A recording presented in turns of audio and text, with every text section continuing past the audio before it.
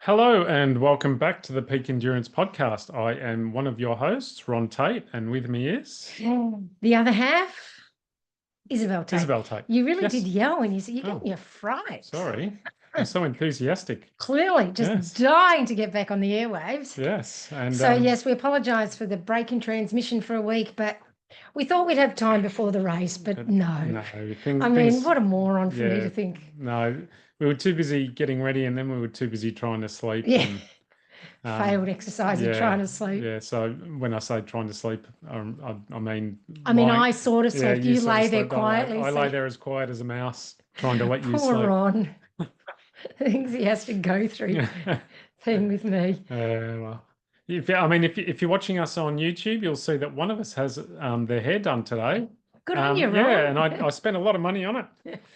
No, actually, it's Isobel. Isobel has her hair done very nicely today. Well, because the hairdresser does it really well. I've tried, and it's just so time-consuming, boring, and I couldn't be bothered.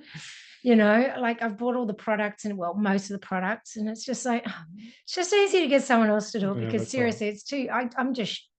I've never been one of those girly girls that can do her hair, makeup. That's why I don't wear makeup, simply because I can't.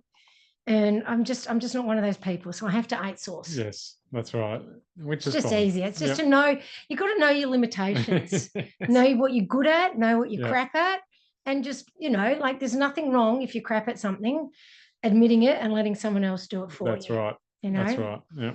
So yeah. So yes, we are having a bit of a night out, which is rare for us tonight. So look at us party animals. We're going to buy some red paint.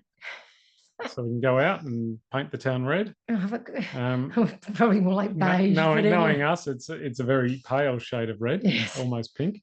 Yes. We're going out to see a band. The Spill Canvas.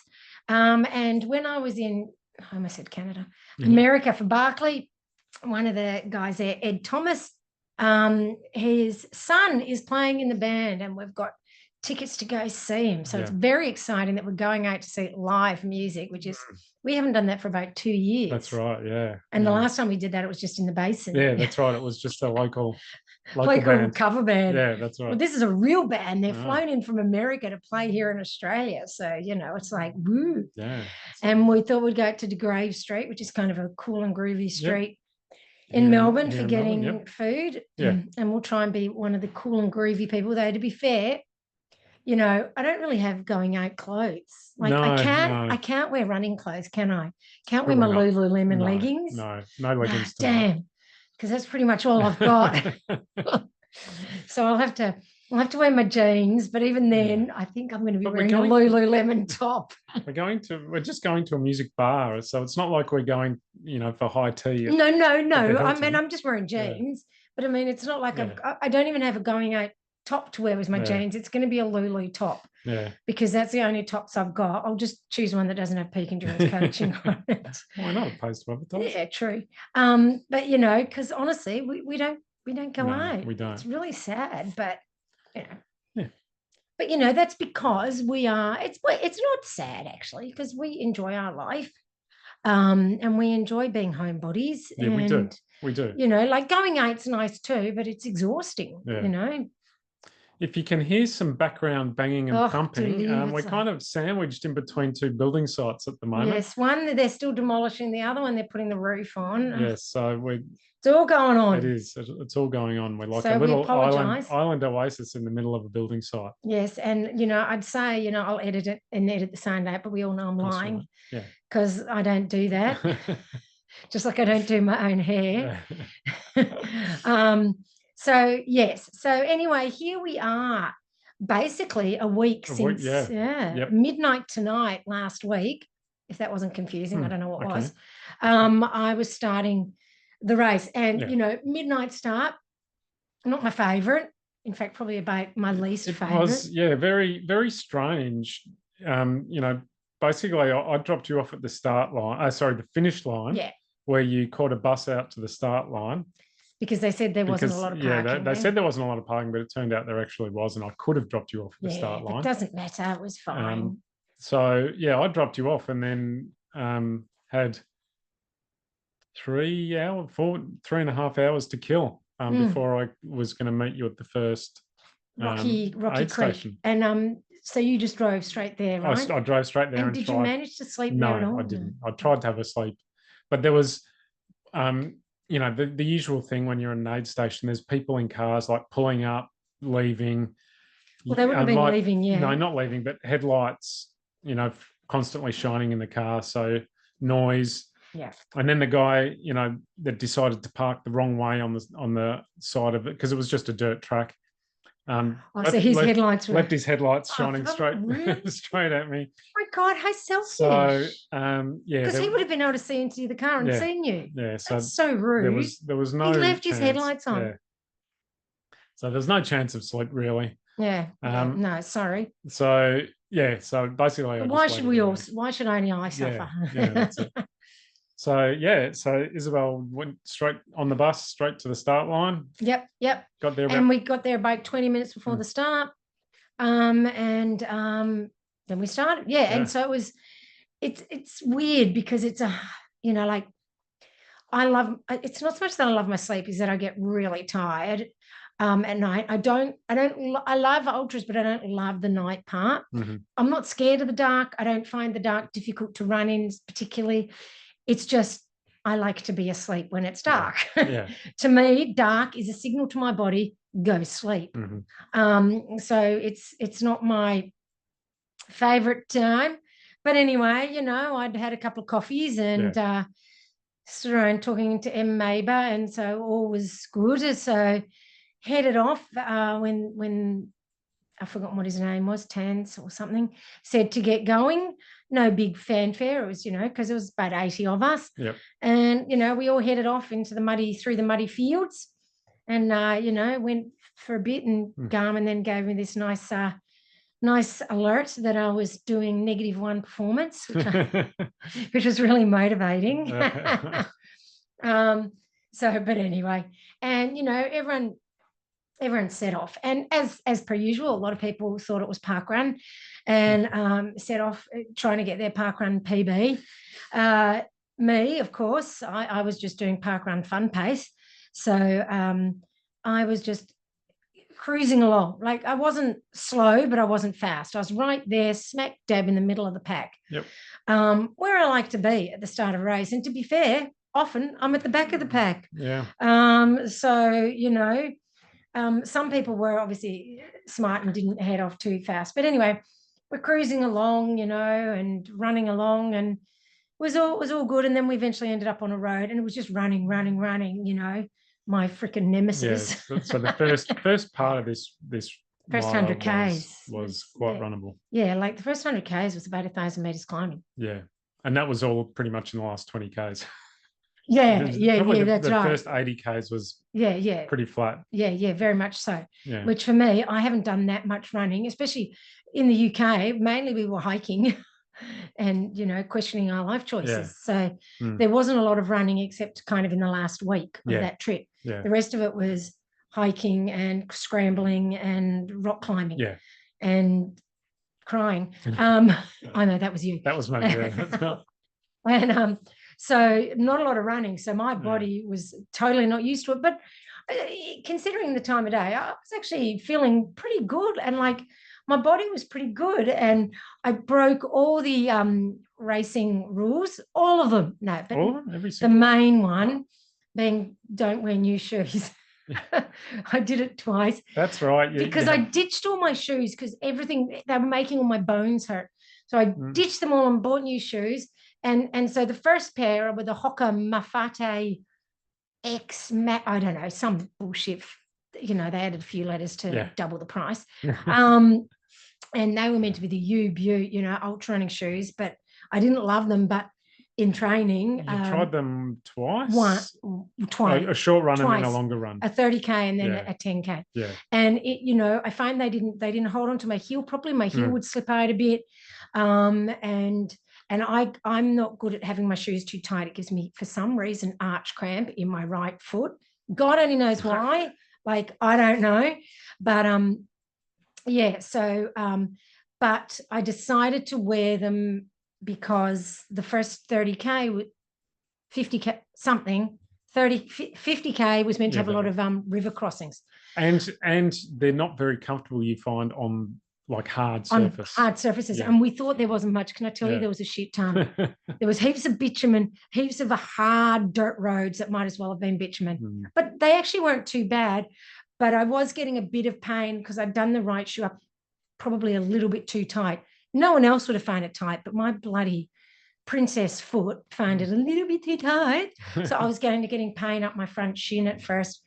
And then when I came in at Rocky Creek after 20K, it was fine. I went to the toilet and my foot suddenly started hurting in the toilet so bad that I came back limping. I could barely walk. I'm like, this is so painful. Have shoes for me when I came back, which you didn't. But anyway, you just went, oh, how's the foot? No, you didn't say you have I shoes. did. You said to make sure. No, you said to make sure you were ready to swap your shoes at Milo. No, which is where we when I came, when my foot was sore, I said, you may not have heard this. I probably didn't. But I said, can you have shoes for me? I need, because I wanted to change them. I wanted to change them at Rocky Creek. I was going to stuff them with I didn't care about being wet. I was in so much pain. Right. Anyway, it's okay. I rolled with the punches. I do. Because also the pain went away because I took some Panadol because it was so bad. But then the Panadol wasn't doing anything.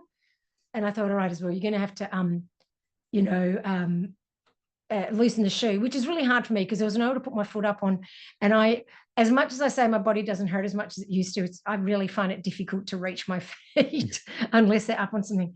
So I managed to find a mound of dirt and I loosened them off and bang, the pain was gone. Right. The shoe slopped around a bit on my foot, but the pain instantly went. I'm like, bloody hell, I shouldn't have taken that Panadol because I didn't want to be taking it that early.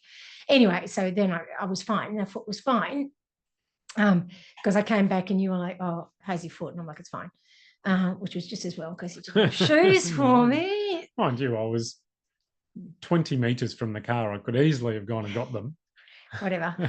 Yes, you could have, which is why I said it to you because I thought, oh, you can just go and grab them. Anyway. So that was just some weird loop that we had to do. And I have to say, not mad keen on the loops. I like Ultra Adelaide normally because the races are point to point. And I didn't like doing a loop kind of to make up kilometers. But, we spoke to Sean later, and he did say he originally had designed a complete point to point miler, but due to bloody parks and water and the South Australian water board, all the different people who want to be pains in the asses and stop people having fun, type 2 fun, had said that he couldn't go through certain areas, blah, blah, blah. So it wasn't, I'm certainly not casting aspersions on Sean. I'm just saying I don't particularly, and he agreed. He said he didn't love the loops either, but needs must. Yeah. So anyway, but I was glad once I got, because I was sort of whinging to myself, hard to believe, on that loop, going, oh, fucking loop, do a loop. Oh, my foot's sore. Oh, it's the middle of the night. What am I doing? Anyway, as you do when you're only 25 Ks into a 100-miler. And then, but then once I got through the loop and I'm like, right, I'm back on point to point, then my mood lifted. Yeah. I felt better about myself again. And, and just kept trotting along and going through all these paddocks and seeing the cows. And, it was kind of like the UK where you can run through the fields and you go over stiles and all that sort of stuff. I mean, do you remember that from the vaguely? Only vaguely. I do remember going through one field when we did it. Well, there's sort of one main and you just go across a few stiles to do it. Yeah. And these big black cows just sitting there looking at me. So I talked to them, of course, because I had no one else to talk to. And then just trotted along. And what I was finding was there were people, these 3 people that would keep sprinting. 2 of them were guys. One girl, she sprinted in front of me. It's going, and she was like, oh, and she was like, isn't this fun or whatever? I'm like, yeah. And then she's like, good luck, as if she wasn't going to see me again. And I have to admit, I thought, I wonder if I will overtake you anyway. So I did overtake her a bit later when she was walking, which wasn't that much far later, can I tell you? I was quite surprised. Normally, I don't start passing people until a bit later. I was passing people early because too many people sprinted. And these 2 guys kept sprinting past me, and then they'd walk for a bit, and then I would pass them. And then as soon as I'd pass them, they'd be like, oh, shit. and they'd sprint again. And then me just chugging along like the diesel that I am, Yep. I'd pass them again, invariably up a hill, because people tend to, when they walk up a hill, walk slow, and I don't. And then they'd sprint past me again on the flat, and then I would just chug along. And it was just like, oh, come on, guys. They're actually ruining their own race just to try to get in front of me. Like, and what's the purpose? We're middle of the pack. Like, what does it matter? Yeah. It's like, we're not going for the win here. Like, you know, literally at that point, it was like, we're middle of the pack. Yeah. Stop sprinting and wrecking your own race. I don't know if it's because I was female. I don't want to say that, but I do notice it tends to be more a male thing. And I'm tipping it's because I'm female. So don't get offended, guys. I do realize that's a big generalization, but it is a thing that guys don't like to be passed. Some guys, not all, absolutely not all. Some guys don't like to be passed by females because I don't know what. And it's actually, you know, I feel a little bit sorry for them because I don't know, maybe their self-esteem isn't strong enough. I don't know. Anyway, especially because they wrecked their own race doing it, because they were sprinting, and then clearly that was quite fatiguing for them, because then they would walk super slow. So, you know, and other guys were great. If I passed them, they'd be like, oh, you're doing awesome, keep it up, you know, whatever. You know, to be fair, most guys were awesome, absolutely awesome. It's just a couple that get a bit funny, and it's silly because it's pointless. Like, what does it matter?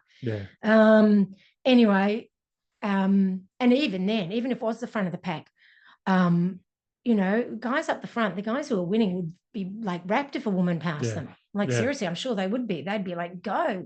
You know, they would think that's brilliant. So, you know, anyway, I digress. What I'm trying to get at is run your own race. Like, I had a mantra. I was just running with my footfall, you know, easy, fast feels easy. You know, I sort of had easy in there. I can't remember the exact words. It was about 2 or 3 in the morning. But, you know, just telling myself that I'm, you know, it's easy. I'm not pushing, because I did not want to be pushing and redlining at that stage. And I would say, you know, fast and smooth feels easy, fast, you know. So I wasn't sort of going easy and slow, you know, I was saying easy and fast, but that the fast felt easy. And, you know, I wasn't fast, but I was fast enough that I was overtaking people. And so then what was the next aid station? So Milo, so what, Milo was next? Milo was third. Oh, okay. So that was, and basically there were no river crossings. There were a few wet fields, but the river crossing that I was really nervous about, where one of the girls, when we did the 100K, where she got swept away and nearly drowned, it was completely dry. Which was funny, because they'd warned us that it was going to be, the creek crossings were going to be full, because they had a lot of rain in the days leading up to the race. But it turned out that the water had drained away really well. So I'm like, bloody hell, I shouldn't have worn these stupid shoes. So anyway, then I got to Milo and I swapped those stupid shoes for the other pair that I'd only worn for a 20K run. And these are the Asics Trabuco Max. And they're awesome. Can I say? Brilliant shoes. Only 5 mil drop. So I have to say I did by the end feel it a little bit in my sort of heel, because when you've got less drop, it focuses more on your calves and sort of going into your Achilles and that sort of stuff. But so comfortable, so good, brilliant shoe. Absolutely highly recommend that, and way cheaper than the Hoka ones. And so, and that was just starting to get light at that point. You were wearing a head torch, but on the way out of that aid station, you decided to shove it in the back of my pack. Ditch it, not ditch it entirely, but take it off your head. Because I get a headache with things on my head. So, you know, which is why I don't wear hats. So you set off through. That was when you kind of really hit the Adelaide Hills. Yes, which is when I grabbed my poles. And so that's when we started. And it wasn't like, I was kind of thinking, I could have done without poles, but you know, it was just nice to have anyway. And that's also when I grabbed my headphones and started listening to music. Not that I listened to music the whole way. In fact, I hardly listened to music at all. I didn't listen to that much. No. You know, like I had the one set of headphones, and to be honest, they were still had quite a decent amount of charge. So headed off, and you know, daylight. So I instantly felt a lot better, because I had been getting tired, because around 3 o'clock in the morning, I do not, I am not at my prime. anyway, so trundled along. And that's where the climb starts up, the first main climb up to Mount Lofty. Yep. Where the next aid station was. Yep.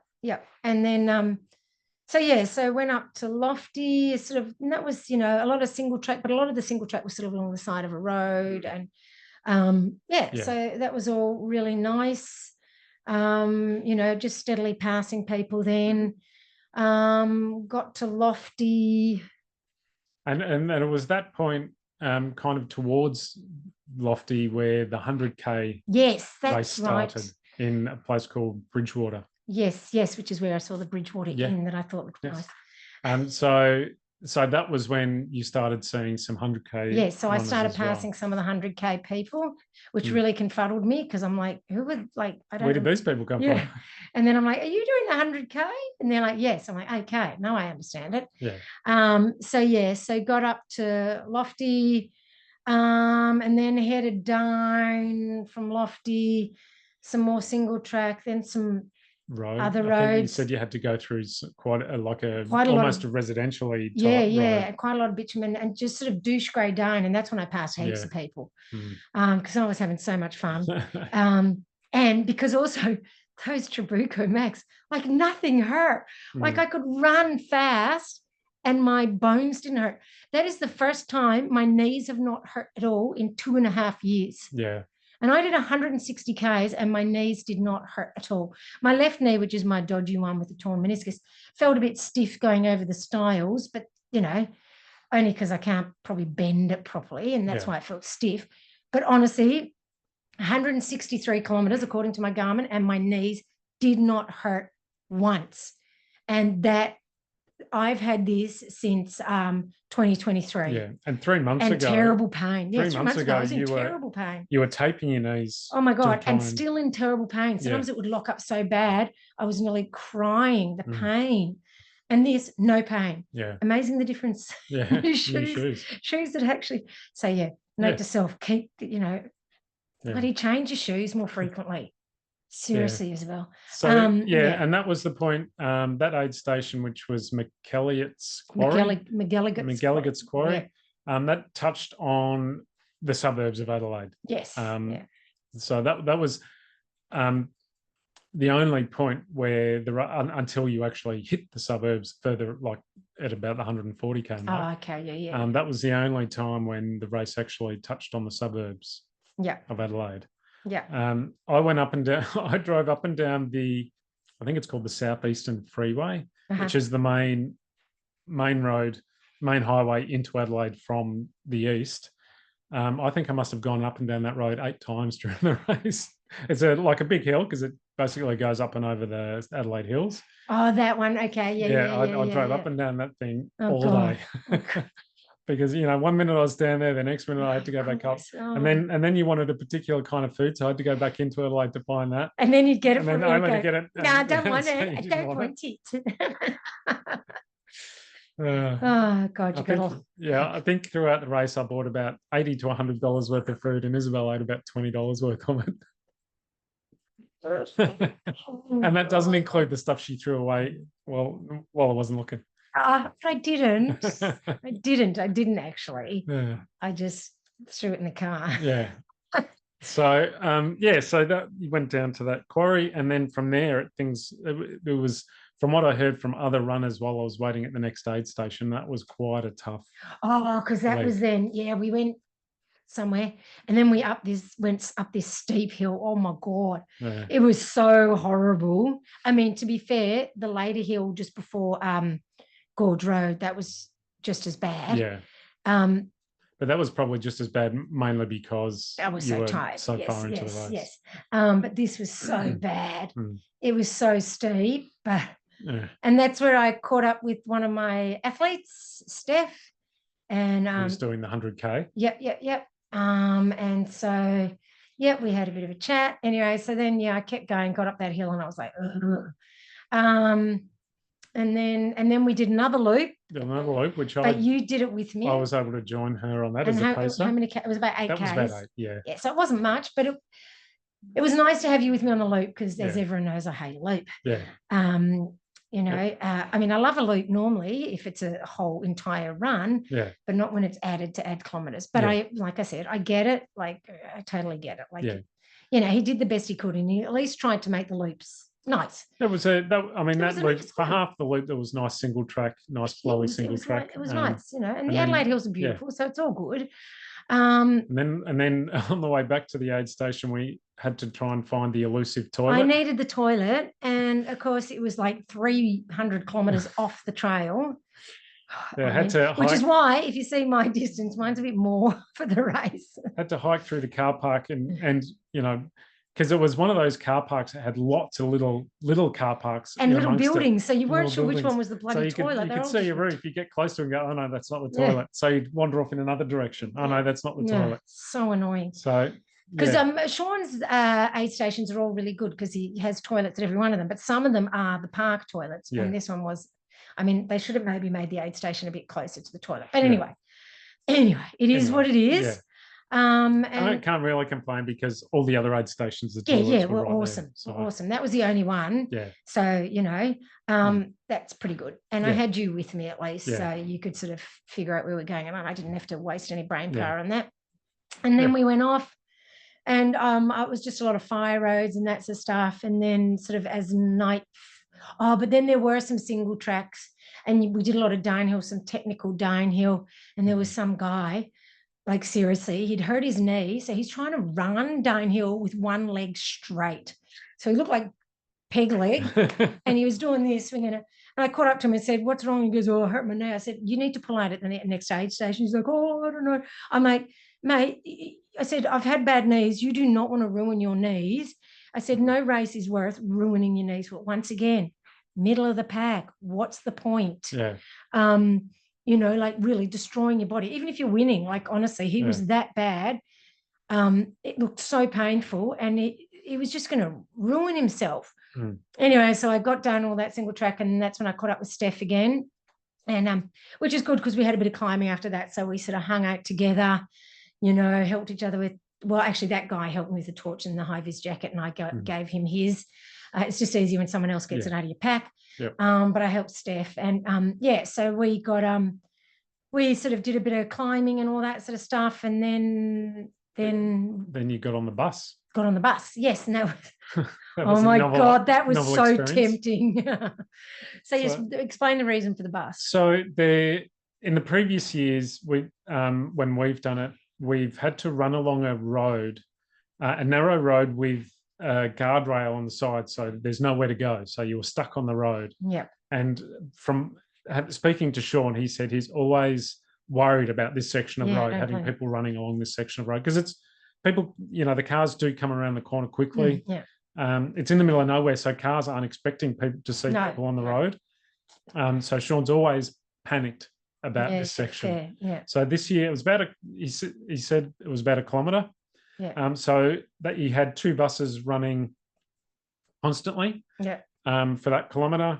So the bus would pick the runners up I think he said there was a bus every 3 minutes. So no one was really waiting that long. There was a bus waiting when we got there. So, and then they would drop them off at the other end of this section of road. So it was about a kilometre of bus, just a nice time to get nice and warm and comfortable. So warm. It was at about the... And we were moving so fast. It would have been about 120 km. Yeah, something like that. Thereabouts. Maybe even more. Yeah. But it was like, it was so nice. So nice. Yeah, actually, it probably was about 120. And then, so anyway, then I ran into... Norton Summit. That's it. And... the toilets there were easy to find. Yes. It was just a tour de toilets. It was.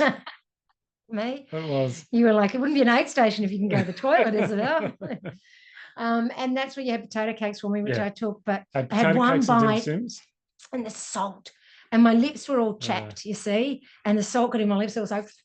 I thought the salty potato would be good. Normally, like it tasted good, but it hurt my lips so bad. I was like, so I couldn't. Took one bite and that was it. Yeah, I couldn't. I also had bought some sushi. Yes, which I'd gone off by then. Too late. Too late. Went in the bin, because that is something that I won't eat. At least the potato cakes, if you don't eat them, I'll eat them. Yeah, yeah. The donut that you bought earlier went down, and I wished I'd grabbed the whole thing. Oh, really? Instead of just the half. Yeah. So that went down well. Yeah. And so, yeah, I tried to tempt And I did have a whole sausage roll. He bought a sausage roll. I ate the whole thing. And I bought some party pies, which were a bit peppery. They were too peppery for me. Yeah, so they were a bust. Yeah. I thought, a party pie, good size to stick in your pocket, because I know you like putting pies in your pocket.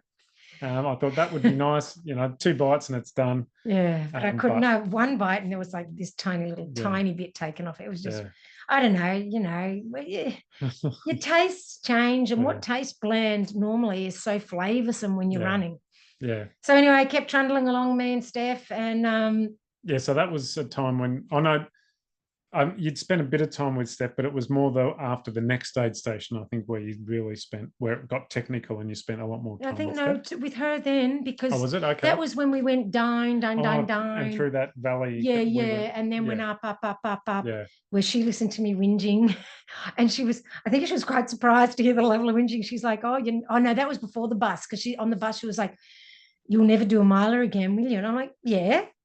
And I'm like, oh, that's normal, my whinging. Like that's just what I do. It makes me feel better because I get it out. Yeah.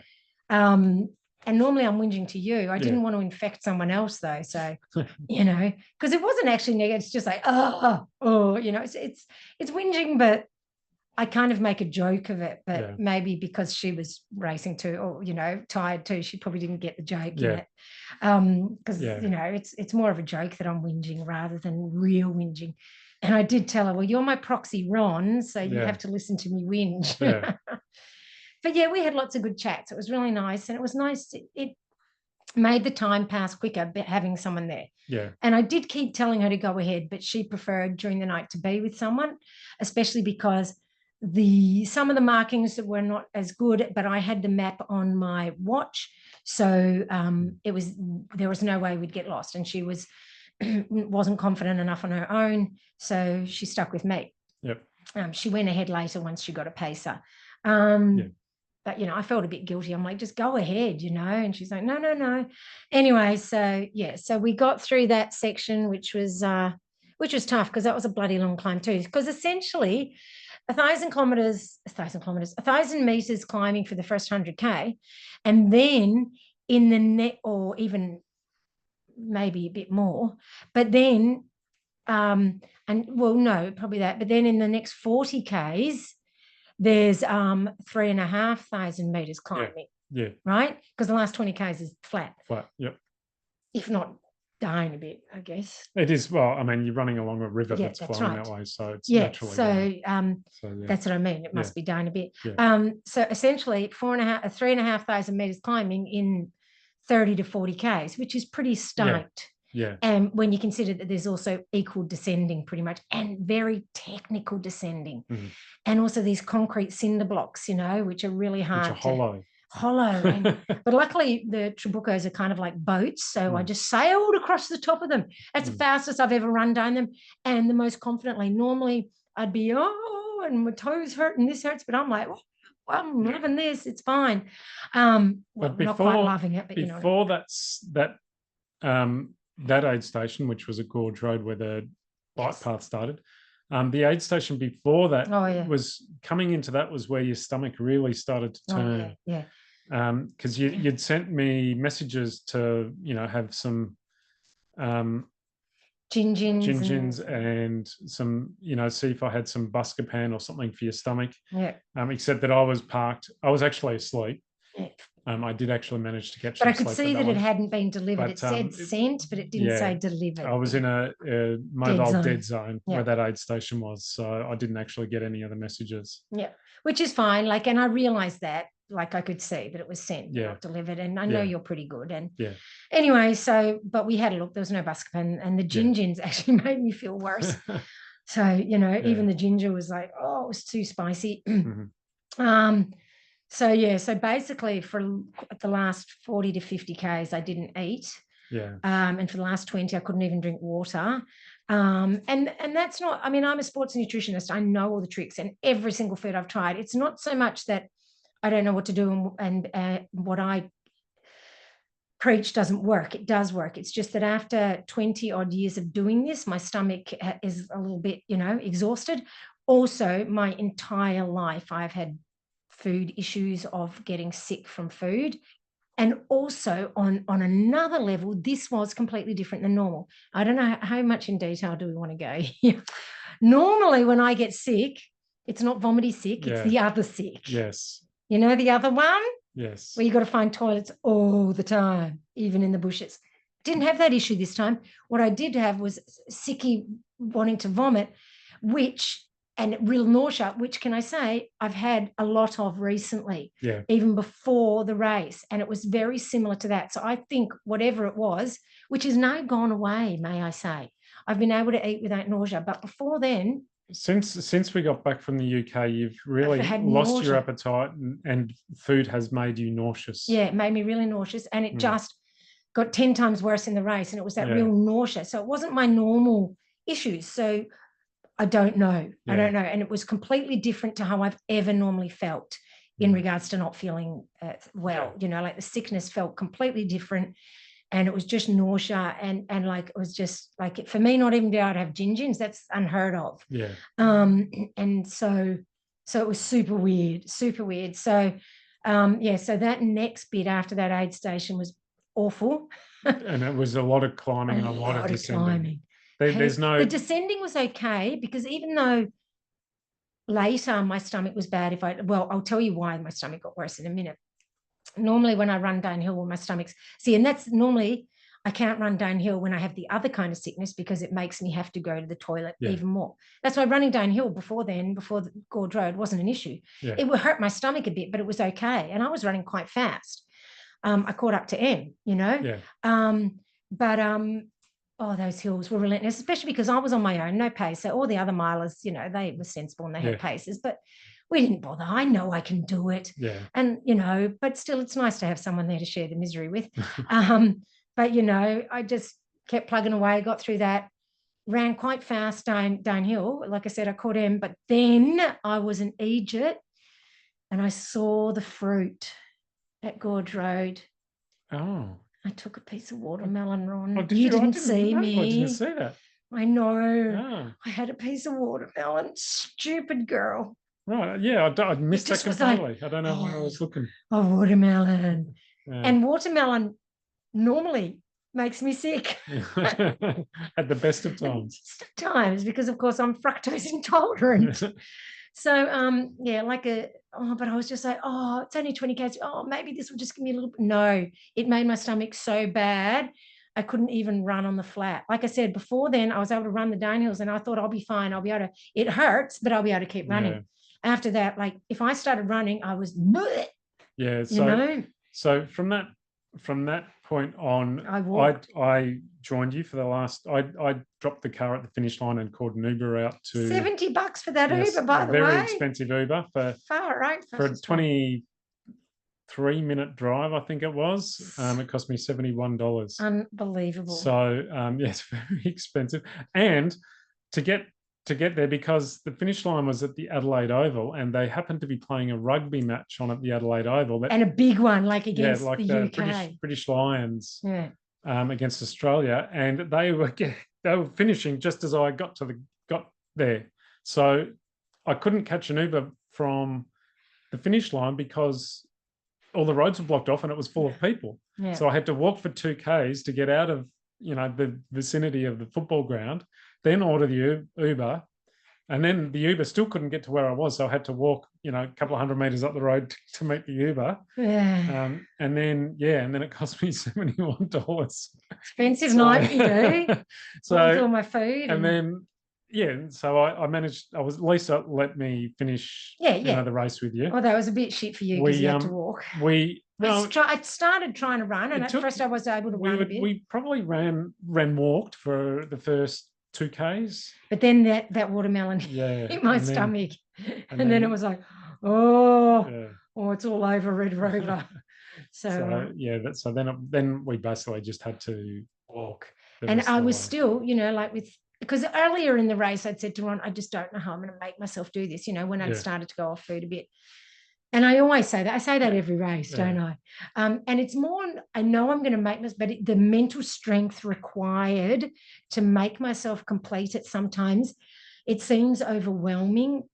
And it's like, I know I will be able to make myself do it, but it seems insurmountable that I'm going to be able to push myself to do this. It's such hard work to engage that mental muscle. I always do it, but I know it's really hard. It's really draining for me to push that hard when I'm feeling shit. Yeah. It never gets any easier. I just get more experienced at it. Yeah. Anyway, so even up until about 4K to go, we could almost see the lights of the football oval, and you were still going, I don't think I can do this. I'm like, we're right. Can't you? At one stage I said, I can feel the city vibes. City vibes.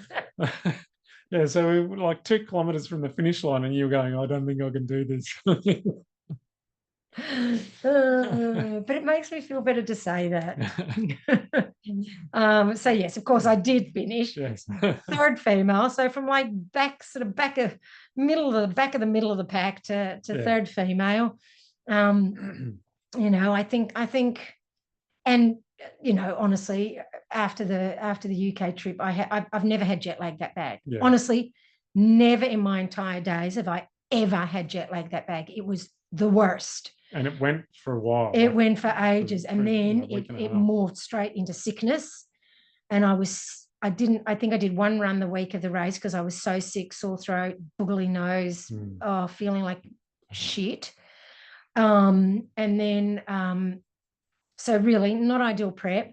And of course, like I said, yes, we did long days and we did a lot of training in the UK, but no running. Like I wasn't training running, I was training hiking over rocks, and but all the same, it's good training, as in it made me tougher, perhaps. Yeah. Long days on our feet. Yeah, and long, difficult days, mentally difficult. Mentally and physically difficult days. And by comparison, although that last section was quite technical, and some of the downhills on my own in the wind and the dark, and I'm slipping on these rocks, and I was a bit scared, thinking if I hurt myself, fuck, I don't know where the next person is. I was a little bit nervous, but push through as you do, because what's your choice? Yeah, so I think all in all, I'm really proud, because I'm 54. Those girls who won, I mean, I'm not really sure how old Em is, but she'll be in her 30s. The other girl, I don't know, possibly late 20s. Yeah. And there's me, 5,400 years old. I'm mixing it up with the kids. Yeah, that's right. So I am proud of that. And it just goes to show that you can keep doing this suffering sport for as long as you want. You can keep suffering forever. Yeah. But it's also a testament. Like, you think about it, 20 years I've been running, and at a high-ish level for 20 years. Like, sure, I didn't really start 100Ks until 2012, but even so, that's 13 years of look at me, a mathematician. 13 years of ultra running, but I had, from 2007 or 8, I had a bit of 6 months off. 2007, I won 6 foot and represented Australia, and so it must have been earlier, 2006, perhaps, whatever. So I'd had 6 years of normal running, if you call running marathons normal. But still, I've been running for a long time now. And you see a lot of people come in and burn themselves out.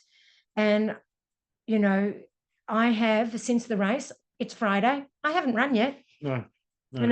Have not run. I went for a walk today, 4K. We did a walk yesterday, about 3K. You've done some yoga. I've done some yoga. Yesterday I only did the walk. I didn't do yoga today. I did yoga and a walk. Other days I just did yoga. But seriously, there's no rush. Like, if you want to be in this sport for a while, why is there this, I've got to get back into running as soon as possible? I was just speaking to Nikki Wynn. She just did Badwater. She did that race before me, only 4 days or something before me, but she still hasn't run yet either. Okay. And Nikki's another one who's been in this sport for a long time. So learn from Nikki and I. Like, I just don't understand these people who are so insistent on getting straight back into training. You've just put your body through the ringer. You know, the week after doing a big run, whether it's a mile or 100 Ks, they're boasting that they're knocking out 30K run. Well, that might be a boast, but really, what's the point? You're only damaging yourself. Your muscles haven't recovered. No, there's no way, and there's no way the inflammation has gone down. There's no way all the micro damage has gone. I mean, we're thinking maybe we'll try an 8K run tomorrow, but I'm open to not running, depending how tonight goes too. And then maybe running Sunday. But once again, I'm playing it by ear. Like, we'll see. We'll see. You know, I don't know for sure. But just stop rushing, everybody. You know, like, take it easy. Your body has just done something, like, and that's what I think of. My body's just done something amazing. I'm really proud of my body and my mind for getting me through it. They both need a freaking break because it's mentally stressful to get up for training day after day after day as well. It's a mental relax to not train, to think, I don't have to run today. I don't have to make myself go out in the cold, because that's mentally tough too, in the mornings, in the dark, in the freezing, to get up and go for a run. That's mentally taxing, physically taxing.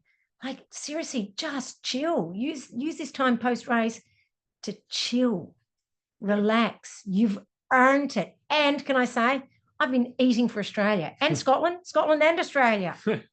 Okay? Because I know food is recovery. I am not dialing back my food because I'm not training. My body is recovering.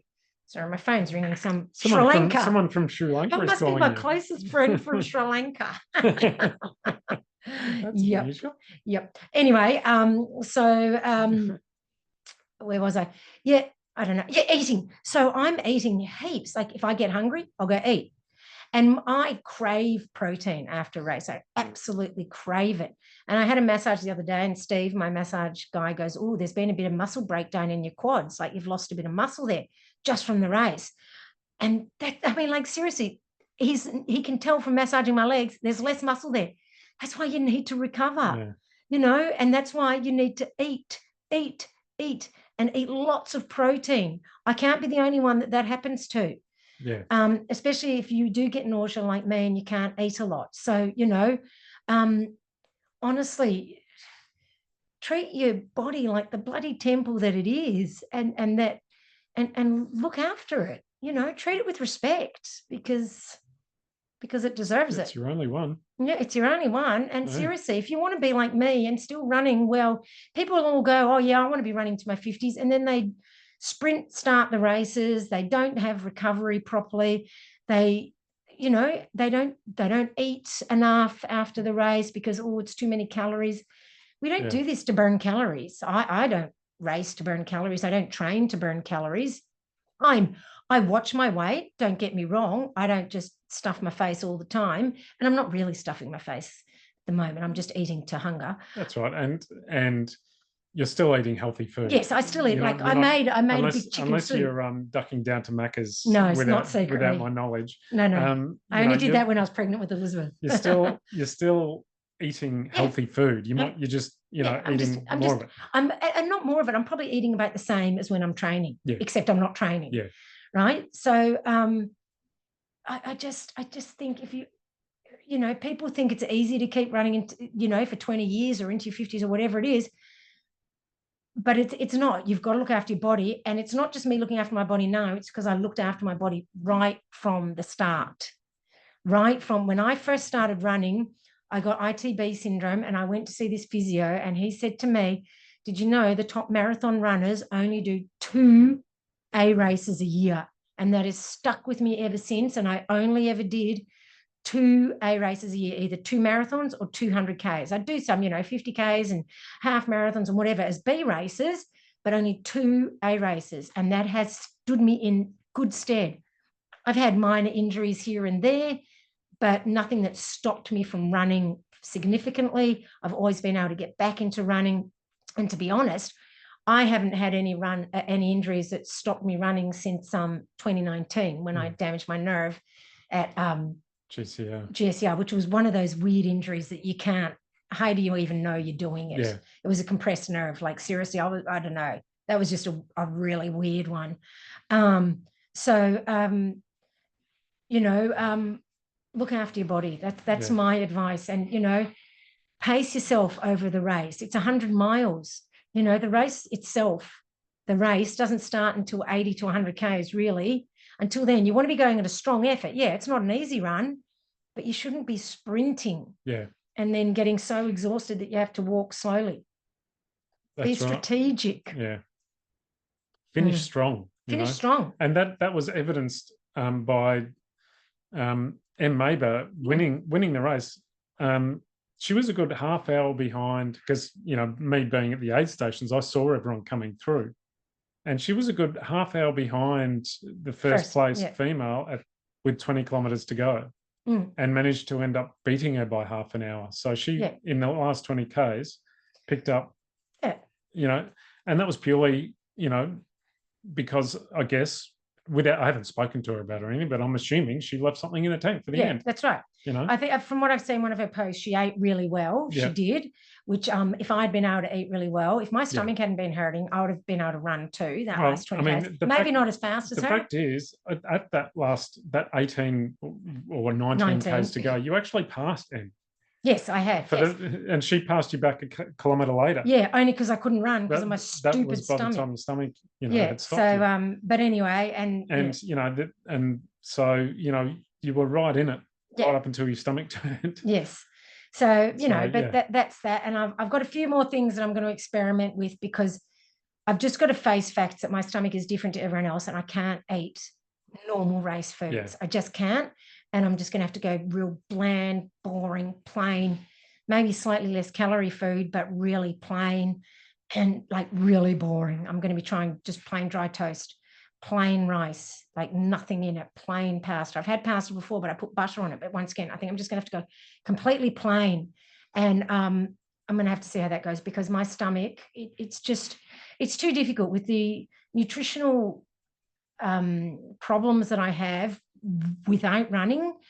You've seen me. I've had foods before and we've had dinner and then I'm running to the toilet, and that was just eating dinner. So it's not like it's the running itself. The running exacerbates it, but it's my stomach as well. Yeah, especially if there's any dairy or fructose. Yeah, and any ose. I'm sugar intolerant, all the oses. Yeah. So, it's just really hard because, of course, all the race foods have a lot of sugar in it. And as they should, because, you need the energy. But so I've got to, even any of the carbohydrates turn into an ose in your stomach. So it's, I've just got to see what I can do, which is why, in that FKT, why I hoed down on the chicken and I was fine. Yeah. Because, I can eat that. Yeah. But anyway. And I might also add that I did actually buy a chicken to try and tempt you with it. But we never got around to that. Never got around and that's what I used to make the chicken soup when we got home. Yeah. So at least that wasn't wasted. At least we got to use that. Yeah, I boiled that chicken up. You did actually eat some of that after you finished. Yes. Like when we got back to the accommodation. Because once again, I crave protein and I know how much my body needs protein.